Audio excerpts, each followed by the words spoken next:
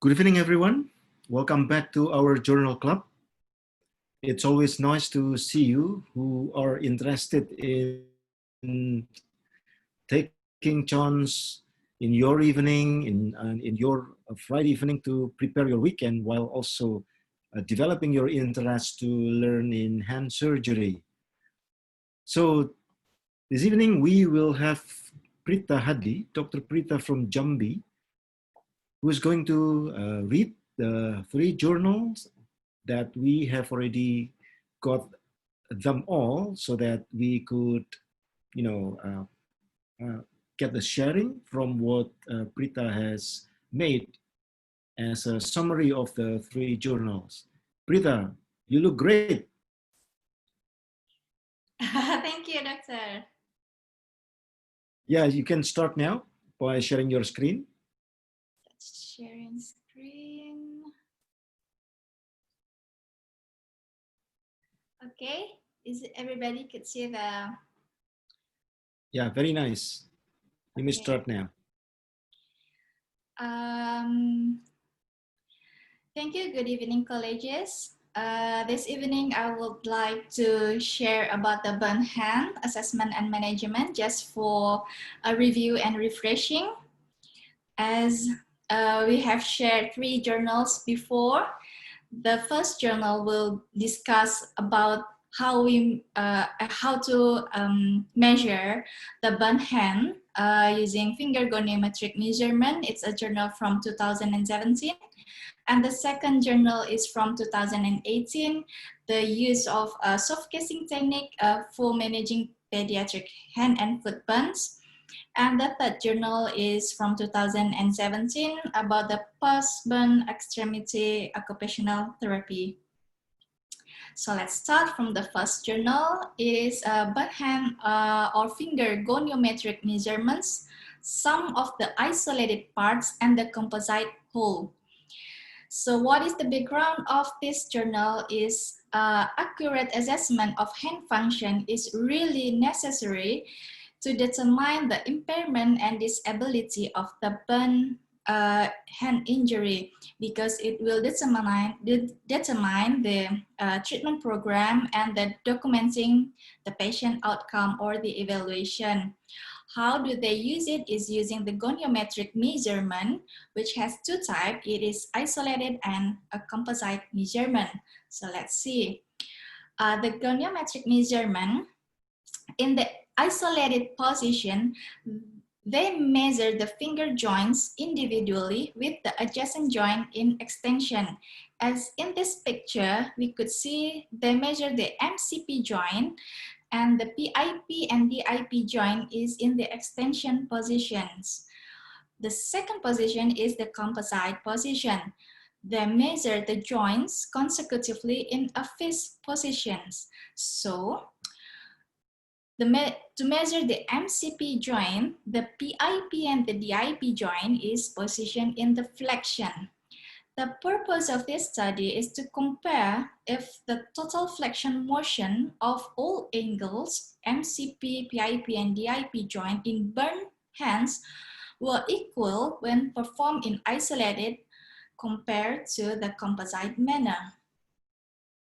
Okay, the next example is measuring the PIP joint. In the isolated manner, the MCP measure the PIP joint, we could see the MCP joint and the DIP joint is positioned in the extension, while in the composite, to measure the PIP joint, the MCP and the DIP joint is positioned in flexed. While measuring the DIP joint is exceptional. This, we measure the DIP joint. We will put the MCP joint in extension, but the PIP joint in flexion in order to relieve the tightness of the oblique retinacular ligament.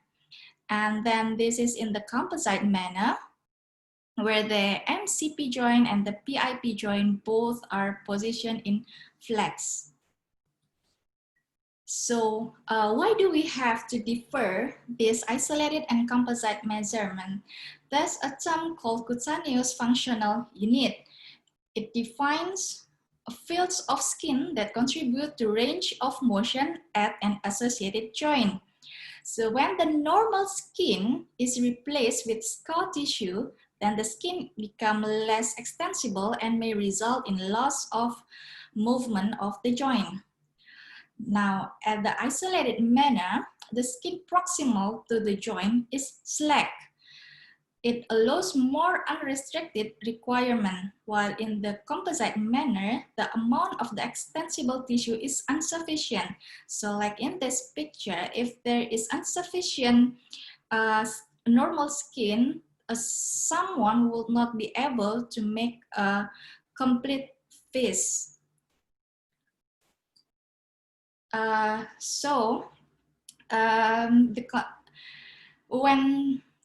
When a patient had isolated measurement higher than the composite, it could probably that the patient have a burn scar on the dorsum of the hand.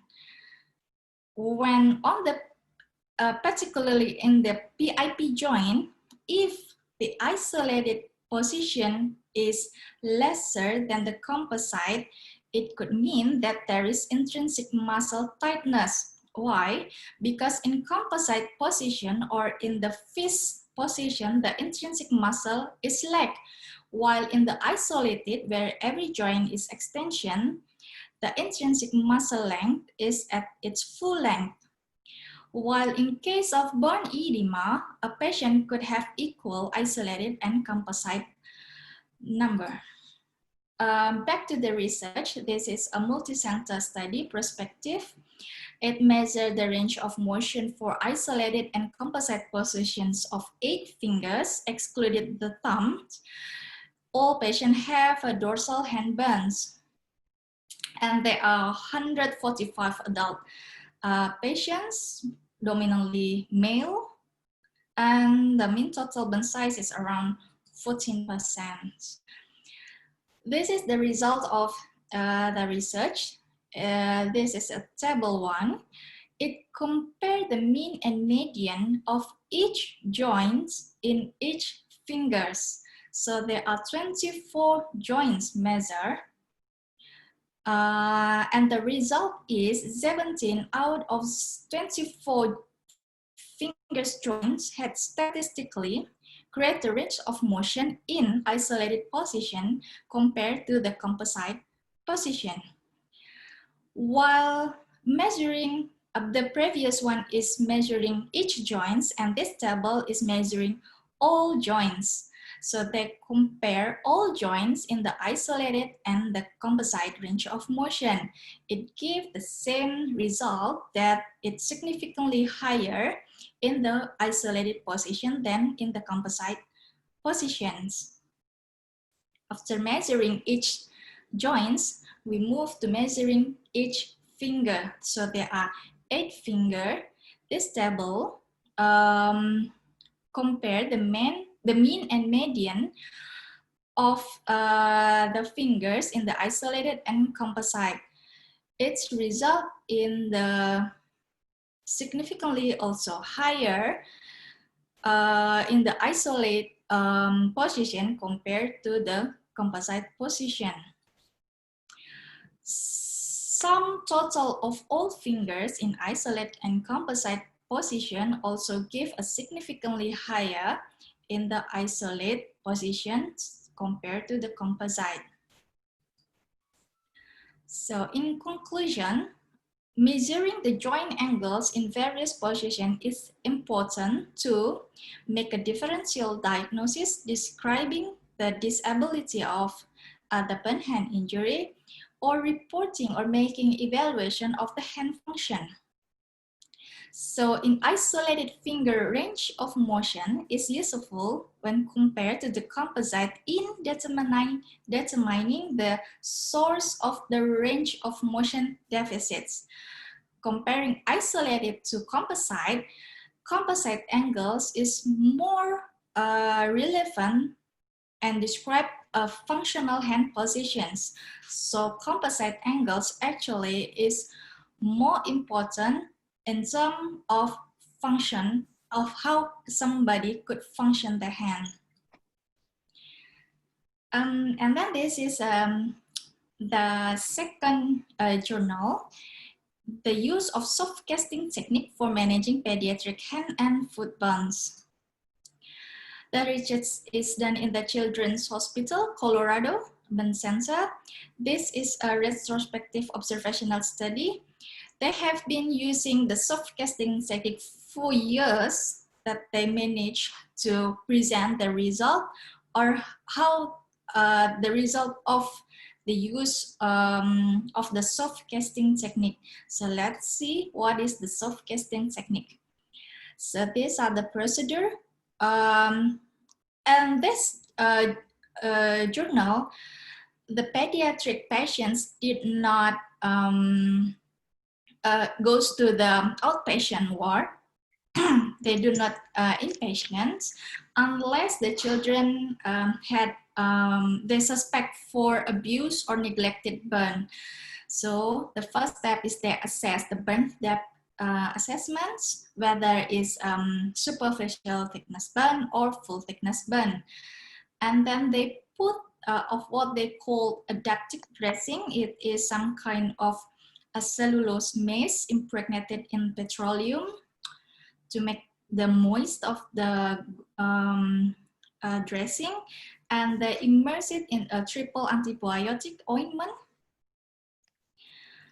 And then after putting the adaptive dressing, they put the roll gauze and on the web of the fingers. And after put the roll gauze, they put the soft case tape, which unfortunately in this journal, they do not show the pictures. After putting the soft case tape, they put the self-adherent wrap, or what in Indonesia, I think it's, we are common to call it elastomol by branded. So the soft case tape is a very light casting, which could be hard.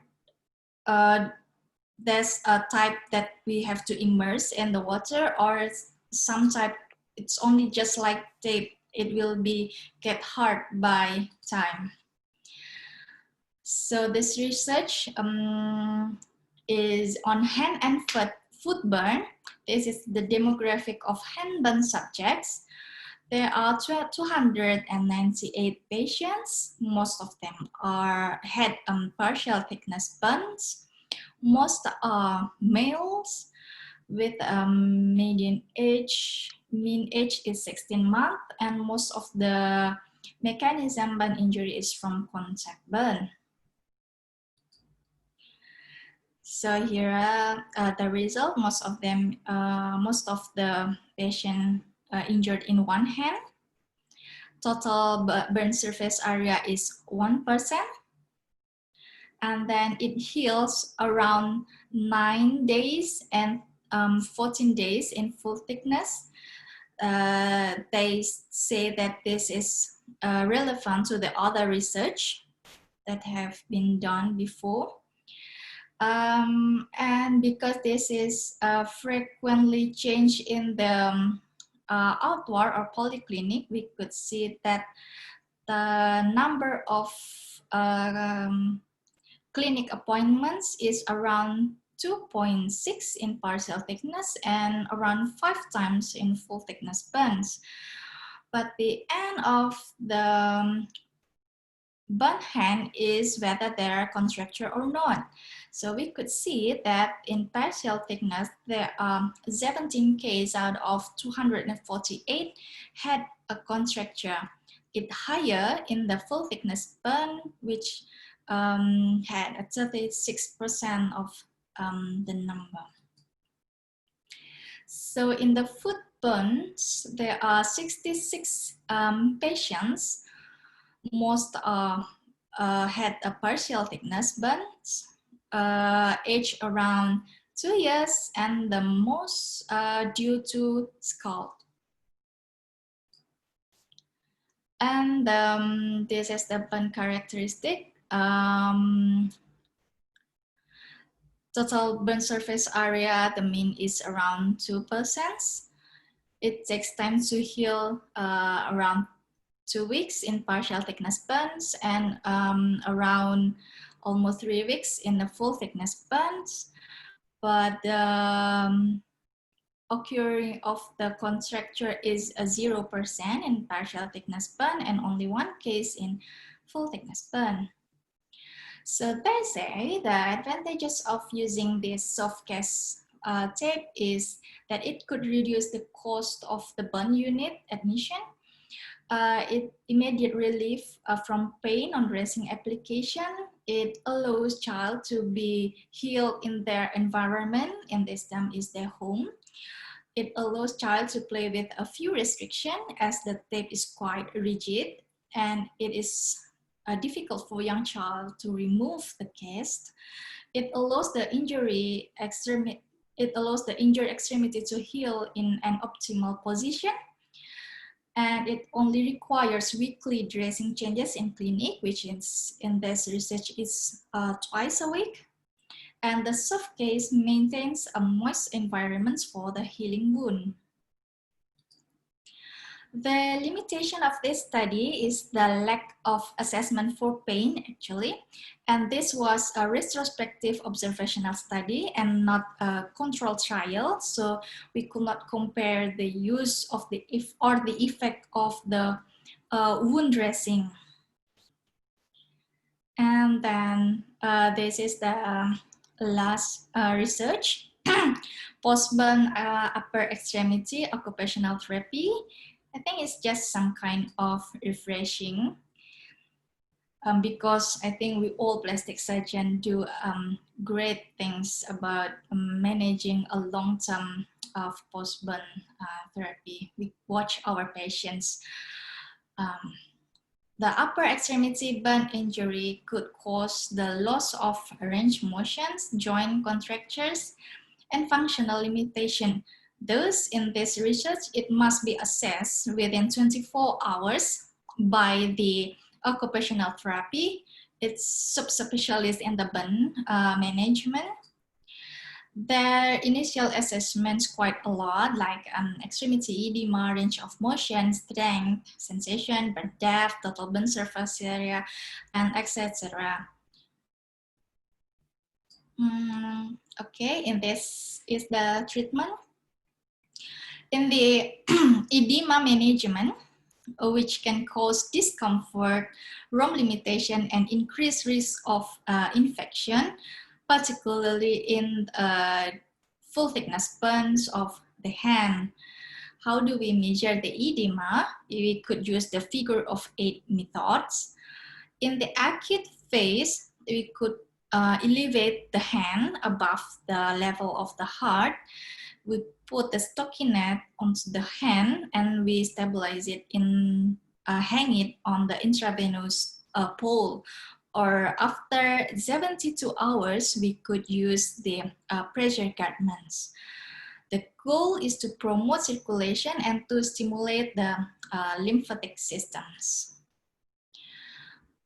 Post-burn anti-deformity splinting is very essential. There are some cases presented in this journal. First is the Botonia deformity. Botonia deformity, the condition is the flexion of the PIP joint and the hyperextension of the DIP joint because of the disruption of the central slip. So we could manage it by putting immobilized PIP and DIP joints in the finger extension splint. There is also Malay finger case. There's a disruption in extensor tendon system of the DIP joint. We could put the DIP extension splint. Okay, the next is the thumb web space contracture. We could use the C-bar splint where we put the thumb on the abduction position. It is the functional positions. And then the claw hand deformity, which is there is an extension of the MCP joint and the flexion of the PIP joint. We put this hand on the intrinsic plus position where the wrist is 20 at 30 degrees extension and the MCP joint is 70 until 80 degrees flexion and extension full of the PIP and the DIP joint. Palmar arc contracture, it could caused by the bone injury on the palmar side or maybe circumferential as well. We put the wrist in neutral position, MCP and IP joints in extension and thumb in functional or abduction. There is advanced stitch digit complications.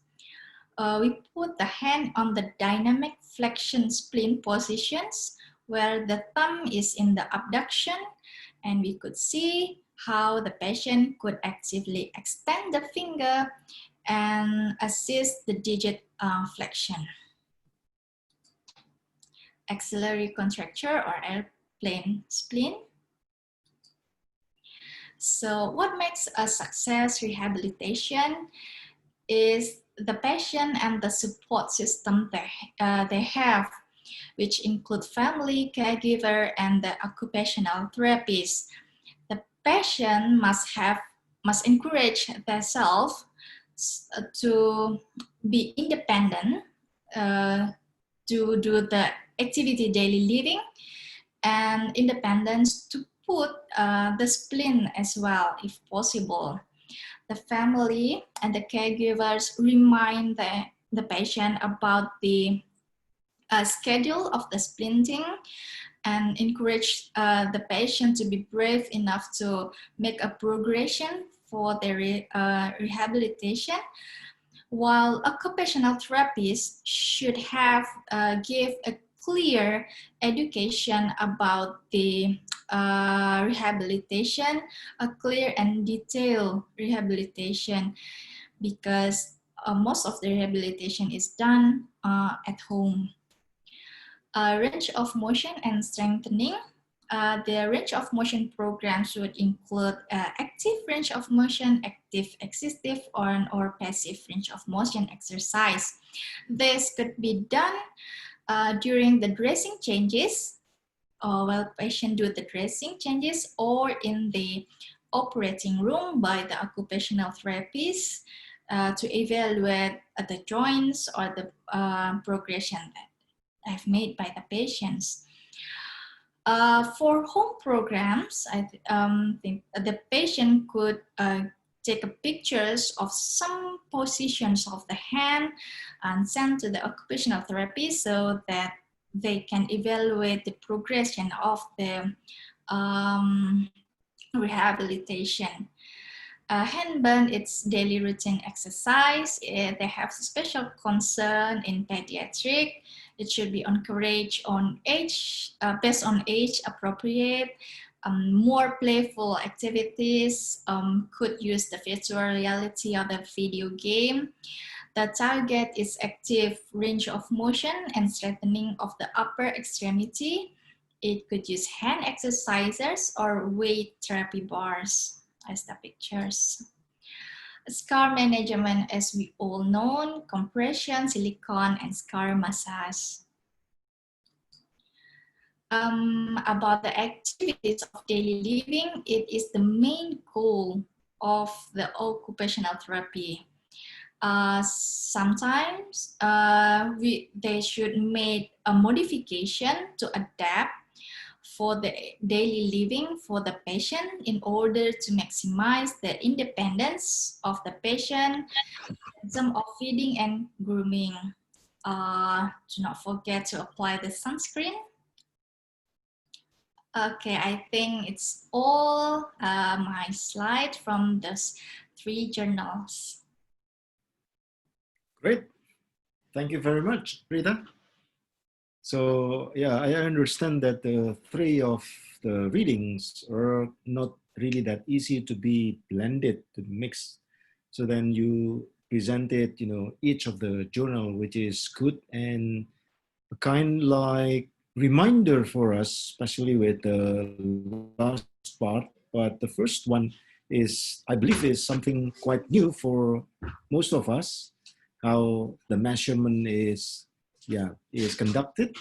As in my own practice, I haven't come into that idea, which is good to know that their study could give us stimulations on how to make a good measurement. I myself have a different way of measuring the function as I've ever published it, but this one is also a good reference for us to get in touch with the idea. All right. Now it's open for any discussions. If any of you, Vera, Vera, do you want to say something, Vera?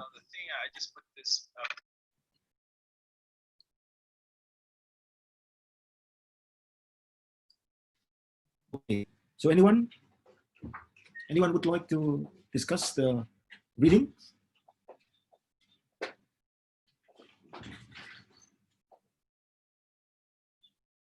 Are you sure? No one? Maybe it's too easy for senior plastic surgeon. Yeah, maybe. Well, I'm not sure that, all of the points are already in their hands. I believe some part of the readings are new. Let me just guess it. Can I invite, maybe we have a burn expert here. I saw Dr. Iswinarno, but he's gone. Okay, no more. I didn't see Dr. Iswinarno. But any one of you who would like to ask questions? Yes, Eliza.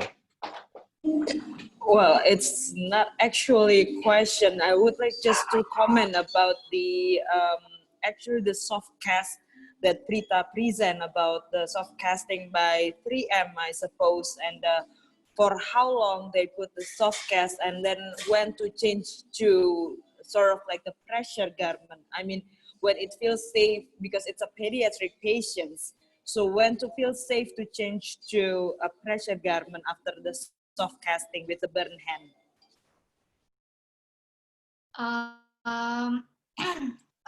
They do not actually mention when do they change into the pressure garment. They just, the point of this study is to show the standard procedure of the hospital using the soft case, that it's valuable though. Even you don't have to admit the patient to the hospital, and it's the last goal is about the contracture, and even they have the number of the contracture. They say it's manageable. I mean, it's quite okay for them. But they do not mention when do they change it into the pressure garment. I think they use this soft. Oh yeah, okay. They mentioned that they use the soft case tape as well, just to preserve the moist of the wound dressing. So I think once the wound is healed, they just put off the soft case tape. Yeah, I guess we could see it from the outcome of the study, in which for the partial thickness, you might need, I mean, they show the outcome about 13 days or 2 weeks. And then for the full thickness burn, it's going to be like 3 weeks, 18 days. So I believe that would be the timing for us to change from that soft cast into pressure garment. Yes, I would agree with that, sir. Yeah, I read the 7 to 10 days with the partial thickness, I guess, and the 2 to 3 weeks with the full thickness burn. Yeah, then might be we can change to pressure garment because it's pediatric. I mean, it's still like, I think we need to prevent the scar and the contracture. Because it's not a long-term study, I guess. Yeah, they only present the soft cases. True, yeah. No, but they also gave us the outcome with contracture. That means it's much longer rather than only the first 3 weeks. Oh yeah, There yeah. is, yeah, you presented the data on contracture.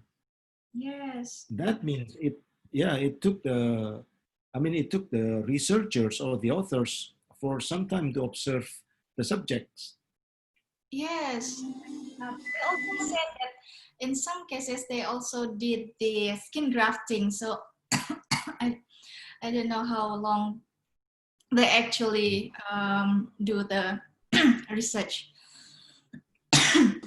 Yes, they haven't mentioned the long-term outcome. I mean, for how long the outcome, like after a few months or after like 1 year, or they, I don't think the journal mentioned about the timing. Is anyone in the audience have the idea of changing the dressing earlier than a week in your practice? Because I still observe that some patients came to me after acute burn, given the order by the doctors that they need to change the dressing every 2 days. Some of them even, you know, asked to change the dressing every day. It's quite weird that, you know, even plastic surgeons have that idea. I'm not saying about other specialties. I'm saying about plastic surgeons.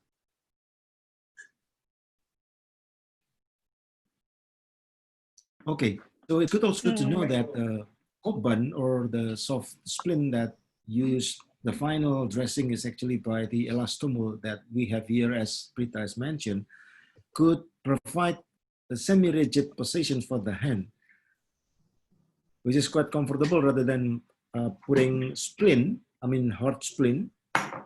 It's going to be good for us, as we know in our hospital in Cipto Mangunkusumo Hospital, we have that kind of chemi tool, similar with what the authors presented, and then put gauze and then wrap it with that elastomer. Sorry, Ted, boleh sedikit komentar nggak? Yeah, sure. Aku sorry ya, soalnya nggak keburu baca tadi, tapi ngelihat ini sih memang ini mungkin dia berusaha membuat, aku bahasa Indonesia aja ya, nggak posting video. Yeah. Kalau menurut aku sih pengalaman dari pasien luka bakar, jadi tujuan dia juga sekalian splinting kali ya, bikin gini lebih tebal, terus memang paling cepat kita membuka biasanya 5 hari ya.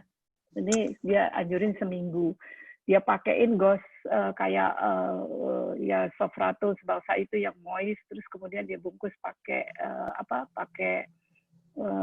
kayak elastomer, terus kemudian dia pakai soft casting yang dia nggak kasih tunjuk materialnya memang. Yeah. Tapi mungkin tujuannya ya buat itu supaya lebih tebal dan membuat kayak fiksasi sekalian. Karena anak-anak kan susah untuk difiksasi gitu. Idenya sih bagus ya ini ya. Jadi kebayang kalau pasien tuh masih itu kita bisa separasi jarinya dengan balutannya ini. Mungkin bisa jadi awal untuk kalau ada yang pengen bikin penelitian untuk jangka panjang, pasien dengan grade 2 deep atau superficial yang dia pasang splint gini, bagaimana result akhirnya setelah perawatan untuk recovery-nya, untuk mencegah timbulnya kontraktur. Yeah, you are correct. So pediatric hand burn usually is by contact, is most of the case in pediatrics. And so the consequence of the contracture in the future after the healing is flexion contracture. So that's the best idea, to just take care the children's hand with this soft splint from the very beginning. So the patient get used into that splinting. And so the technique of putting the gauze is also preserving the web. That's very important, where it's quite common to see pediatric hand patients come with flexion contracture and also syndactyly. The syndactyly comes from the web problem. Okay, Prita, could you a bit about, repeat or elaborate about the understanding in relating the measurement with goniometry as an isolated measurement when compared to the composite or complex measurement in its relationship with the intrinsic function? Oh, the Yeah. muscle tightness, doctor? Yes, yes. So actually it's just in the PIP joint. So when the PIP joint in the isolate position measurement is they make extension in the MCP joint and extension in the DIP joint. While in the composite, they flex the MCP joint and the DIP joint. In this position, the intrinsic muscle is become more longer than in the isolate positions. So when the composite measurement is higher, it's more higher than the isolate, it means that there is intrinsic muscle tightness here because it is harder to make the fingers on the isolate positions compared to the composite positions. There's more slack in the PIP joint because the intrinsic muscle is become more longer. Is it? Yes, good. That's very nice to know that you got the message from that reading, which we understand why they actually differentiate a way of the measurement with that isolated and also with the composite, specifically with the muscle tightness due to the it's related to the functions of that intrinsic. All right, any other? So, who's that? Melina? Ya, selamat malam dok. Yeah, Saya mau Melina, how are bertanya. you? I'm good dok. Good. Dok, Yes, saya please. mau sharing aja sih, cuman mau diskusi. Jadi misalnya ada pasien datang dengan kontraktur riwayat luka bakar yang cukup lama, kemudian dia udah operasi rilis kontrakturnya tuh udah berkali-kali di bagian tangan. Kemudian dia terjadi kontraktur lagi dan datang udah seperti menyerah untuk operasi rilis kontraktur gitu. Apa boleh kita lakukan amputasi, Dok? Pasien kayak udah bilang, ya udahlah ini dipotong aja kali lebih enak kayaknya gitu. Apa boleh kita diizinkan untuk melakukan amputasi untuk demi kenyamanan pasien? Ya. Well, that's a challenging case that I could imagine. Although it's difficult to respond, Melina, because we need to know what sort of disabling positions that make the hand of that patient's non-functional hand. If the non-functional hand is, what you call like, the patient does not really is not really happy with that non-functional hand, the problem comes with the psychological problem. He or she may have been depressed, in depression for quite a long time, while fighting with the acceptance of the hand situations. So in opposite to the psychological feeling, we need to, assess the patient objectively, the hand of the patient, whether there is still, kind of like room or optimism to create the very basic hand prehension. If there is still room for basic hand prehension, then the first step for me is going to be advising the patients to visit psychiatrist, while informing the psychiatrist about the potential improvement when you could perform surgery on his or her hand. Then if the assessment from the psychiatrist give you like green light for you to amputate the hand, then you may get the informed consent from the patients and also the family. But this has to be with the real situations, the real conditions of the hand, on how non-functional hand has put her or him in depression. I suspect when a patient asks for amputation, he's give up or she's give up.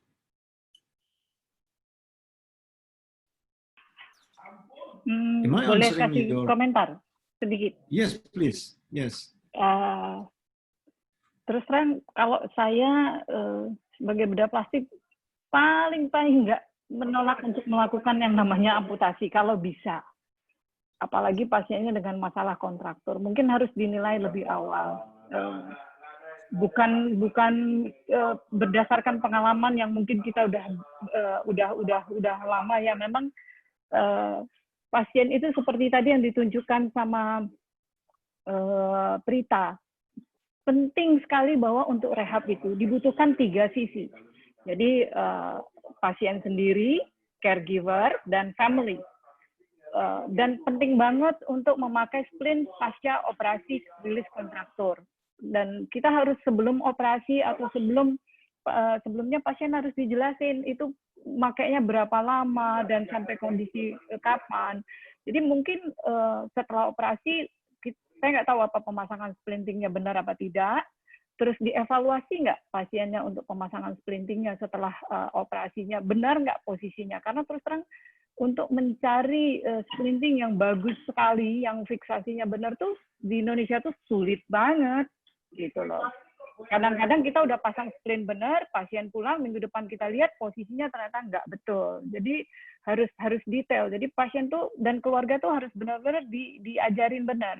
Saya juga pernah dapat pasien yang sampai 3 kali sebelumnya bukan rilis sama saya, tapi setelah rilis saya kasih tahu benar dia harus mau kerjasama.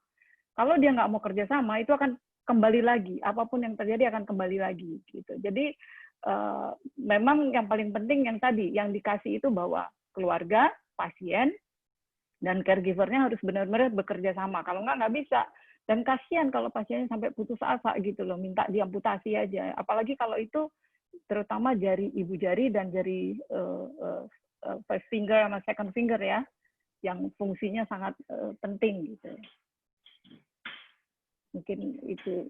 Ya, thank you, Dr. Sari. Melina bisa lebih spesifik kalau ada kesempatan untuk bisa membawakan kasus itu. Jangan-jangan saya yang melakukan operasi berulang kali itu. Enggak sih, tapi itu memang operasinya sudah lama dan memang kalau misalnya dari pihak keluarga memang kan keluarganya waktu itu ceritanya udah pada tinggal adiknya yang tersisa dari kejadian kebakaran itu. Jadi dia memang untuk supporting yang mendukung dia memang nggak ada gitu. Jadi dia hidup sendiri sama kakeknya tapi kan udah tua. Terus ya, jadi dia ke rumah sakit juga sendiri, udah sering menjalankan operasi. Saya juga nggak sempat bertanya sih operasinya sama siapa, Dok. Tapi dia udah bilang udah berulang kali. Dan itu udah sejak lama, sejak dia kecil gitu. Jadi posisi jarinya itu ekstensi, ada yang sampai nempel dari tulang distal sampai tulang mid palangnya gitu-gitu tuh hampir semua jari seperti itu gitu. Jadi dia tuh kayak udah capek operasi, ini pokoknya biar dia nggak sakit aja. Aku cuekin kamu. Apakah itu maksudnya ya dalam posisi kontraktur ekstensi ya? Ya, Jadi ekstensi lebih banyak.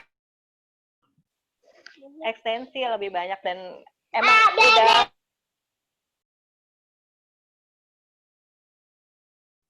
maaf dok, dan ekstensi dan kayak udah ototnya tuh udah kayak udah hilang, jadi udah kayak tinggal tulang-tulangnya aja gitu dok. Udah kalau mau diperbaiki juga udah tipis banget itu soft tissue-nya udah ekstrim ya. Udah ekstrim. Jadi kayaknya emang kalau emang nggak diamputasi tuh kayaknya dia udah sangat kesakitan gitu. Ya, apa diperbolehkan atau kita rujuk aja atau bagaimana kalau misalnya dokter gitu? I think kalau lihat begitu ya, kasihan sekali tuh anak, dan keputusan operasi-operasi yang berulang.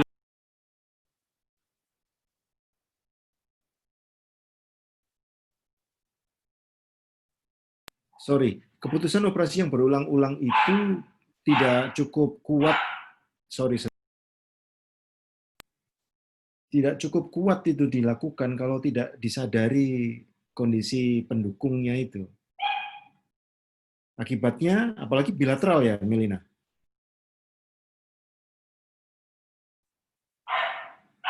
Luka bakar awalnya luas sih dok, sampai ke muka, sampai seluruh tubuh. Bilateral nggak? Bilateral hand nggak? Iya, tangannya bilateral dok. Nah, itu dia.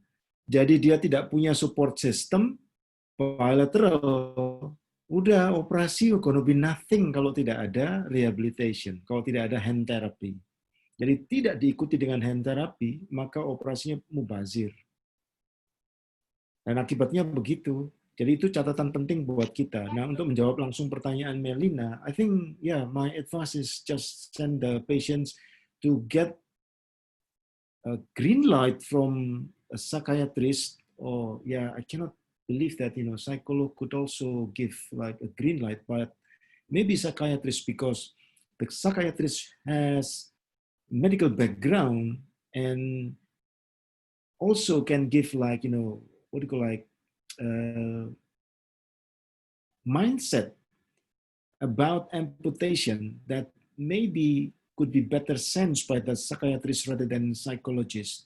So if you really get that confirmation, the next step would be, bring the issue to the board of the hospital or the medical committee, just to make sure that if something happens in the future, then you have the umbrella from the corporate, from the hospital, be it from the board of directors or from the medical committee.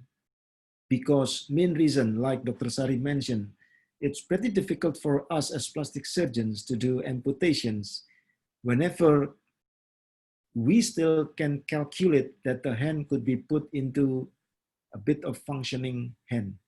Functioning hand can be only with the ability to hook a bucket handle, just to open the door handle, even though the hand doesn't move at all. All the fingers and also the thumb do not move at all. But still, there is some function, as you can realize with a very primitive function with the bucket handling, for example. So there is no idea in the concept of plastic surgery to amputate. That basic perceptions. So we can still do the amputation because of that many, factors that would put the patients into further non-functioning as a person rather than only having non-functioning hand. That's what I can add from Dr. Sari's response as well. Okay, thank you, Doc. You're welcome. Thank you, Doc. All right. So anyone would like to share on how the dynamic flexor splinting, sorry, or dynamic extensor splinting for hand burn? We used to, to get into our practice with flexor tendon and extensor tendon repair, post flexor tendon and extensor tendon repair in the trauma case, but the dynamic splint for hand burn is not really that common as I observed so far. No one would like to share, or Prita maybe? No, I haven't done any dynamic flexion or extension in burn management. Yes. Yes. If I may, doctor, I think continuing Dr. Melina about the stress in the burn patient, I found some cases post-burn patient who also got stress, but not from the functioning, but it's how they stress from the itchy and the pain, regular pain. In some way, the management of itchy and the pain in post-burn is we haven't got a gold standard or a sufficient and satisfaction management on that area. So I think I don't know how far have this been studied about the post-burn stress patients in the world, or I don't know. I think it's quite something because they have survived the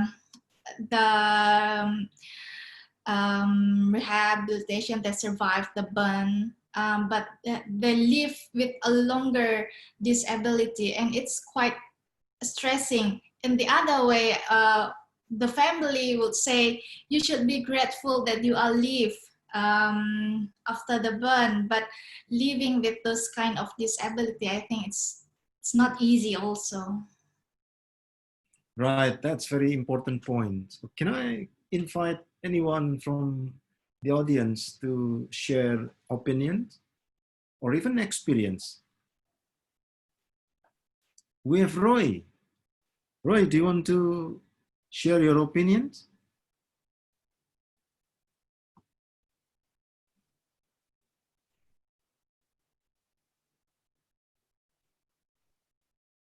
No one? Anyone, please? Mandy, Sweetie, Vera, Galuh, Dimas, Arianto, Ami?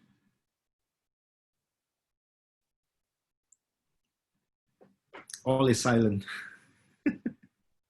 Yes, because in Jambi, doctor, I don't have quite many modality in terms of managing the burn scar. So sometimes I quite frustrating when the patient coming back and still say, doctor, it's very itchy, or doctor, it's very pain. How am I supposed to do? I said, use your pressure garment, but pressure garment in Indonesia, I don't know, in Jambi, the best thing I could do is using the elastic bandage, but sometimes the material is kasar, so it's kind of hurt the fragile skin of the burn patient. So it's really hard.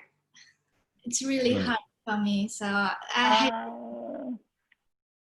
saya belajar dari pasien, Prita. Jadi pasien itu kasih selalu gini, dia kasih bekas kaos kaki yang sangat soft atau bahan apa, terus baru dilapisin elastik perban di luarnya.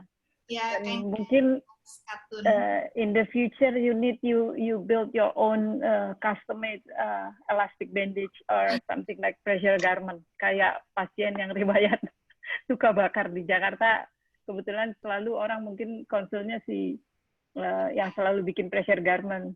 Jadi mungkin biar bisa belajar buat sendiri. Ya dok. Tapi mungkin the good material is expensive as well. I don't know where to get it. Oh, I saya think you should. boleh berbagi, Yes, Rita. please. Boleh Ya, dok. Terima kasih. saya di sini kita sama-sama di daerah. Saya di Manado juga punya kesulitan. Di sini yang bisa bikin pressure garment itu cuma satu. Kebetulan dokter spesialis rehabilitasi medik, tapi dia sekarang kena COVID. Jadi pasien saya antri panjang. Belum semua garment yang akan dipesan itu masih belum bisa dibuat. Jadi untuk solusi saya memberikan moisturizer dok. Jadi baby lotion aja atau baby oil sesering mungkin tiap jam kalau bisa Prita supaya keluhan itchy itu bisa tertanggulangi. Jadi sambil mereka mengoles baby oil itu bisa sambil mengusap-ngusap bekas-bekas scar karena bekas scar itu kan dia kering, dia menyebabkan perasaan gatal, dan kalau kita mengoles dengan minyak itu akan jauh lebih mendingan buat pasien. Karena seperti saat ini semua pending, jadi terpaksa saya hanya menyarankan itu untuk pasien. Demikian. Thank you, Dr. Menti. Yeah, very important. Yeah, very important point to keep the skin moist. And baby oil is not really that expensive. I'm not quite sure whether olive oil is better. Buat saya dok, kalau orang-orang susah, mereka di sini bikin minyak kelapa sendiri kan dok, pakai itu saja. Iya, minyak kelapa Manado bagus. Iya, kelapanya bagus dokter Sari. Iya. Bukan sawit soalnya. Bukan sawit. Atau mungkin yang sekarang suka orang pakai vitamin E atau lidah buaya. Ya apalah, pokoknya berminyak-minyak. Pasien luka bakar saya selalu saya pesan, pakailah, bikin sendirilah minyak kelapa di rumah. Pakai itu aja nggak apa-apa, bawa minyak goreng daripada gatal. Iya.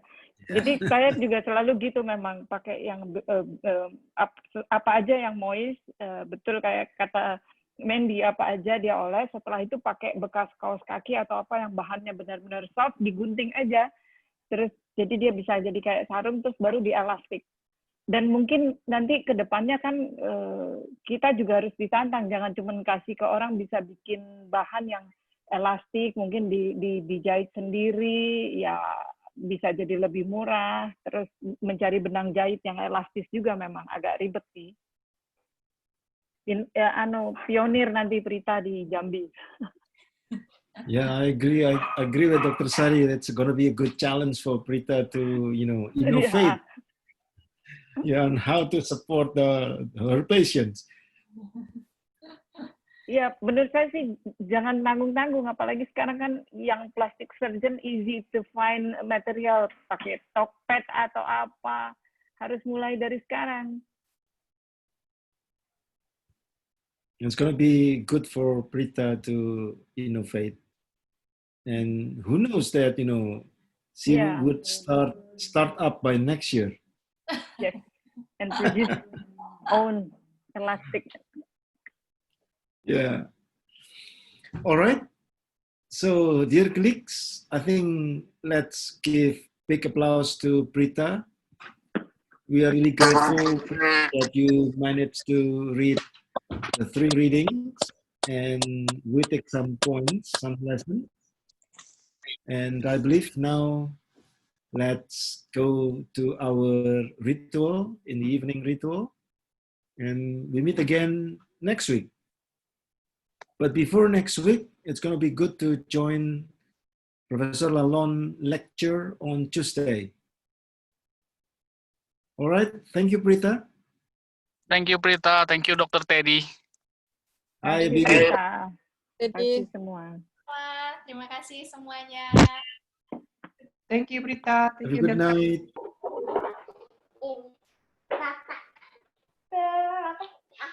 Yeah, see you next week. Have a good night.